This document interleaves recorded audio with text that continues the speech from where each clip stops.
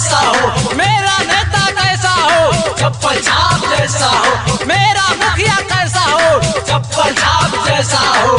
करे हम चप्पल छाप जैसा, ये हमारा बेइज्जती करा रहे हो। चुनाव निशान बोलो, जिंदाबाद जिंदाबाद जिंदाबाद जिंदाबाद।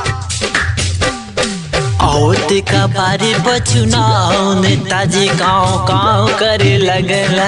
औत का बारे बचुनाव नेताजी गाँव गाँव करे लगला। गाँव करे लगले भैया, गाँव करे लगना, गाँव करे लगना भैया, गाँव घूमे लगना। औत का बारे बचुनाव नेताजी गाँव गाँव करे लगना। औत का बारे बचुनाव नेताजी गाँव गाँव करे लगना। अपन परेशानियां बताओ, ढेर बतियाओ जनी ललवा।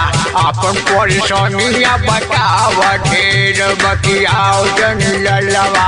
ए नेताजी 5 साल जीतला, 5 साल में कुछ कैला और परेशानी बता दी तो सुन ले बा, हमके तो ना लगा था। अरे पहले बैठकर क्या बताओगे, पक पक कर रहा है पागल। बोलो। कोई के PhD चलाई ऑटो रिक्शा, छुटका भाई ढोवे स्टेशन पे बक्सा। ए नेताजी सुनत हवा, कहो कहो कहो।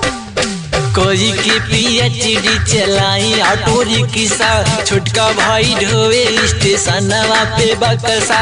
BA में लिखौले बानी नाव नेताजी गाँव गाँव करे लगला।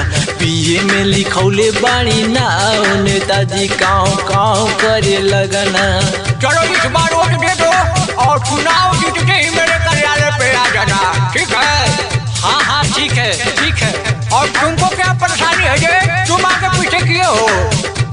अरे नेताजी हम का बताई, ई तो बेगर नौकरी के परेशान हो, हम तो नौकरी कोई के परेशानी बनी।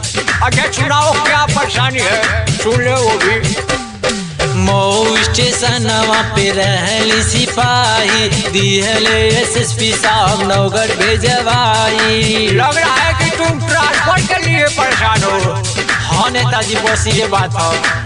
मऊ स्टेशन पे रहली सिपाही, दिहले SSP साहब नौगढ़ भेजवाई। दिनवे में जरे जहाँ आग नेताजी गाँव गाँव करे लगल। औत का पारे पे चुनाव नेताजी गाँव गाँव करे लगले। संजय सोल्जर जानी बतिया वो बटन तू दबाई दिए लल्लावा। चप्पल छाप हमारो निशानी, बटन तू दबाई दिए लल्लावा। औत का पारे पे चुनाव नेताजी गाँव गाँव करे लगला।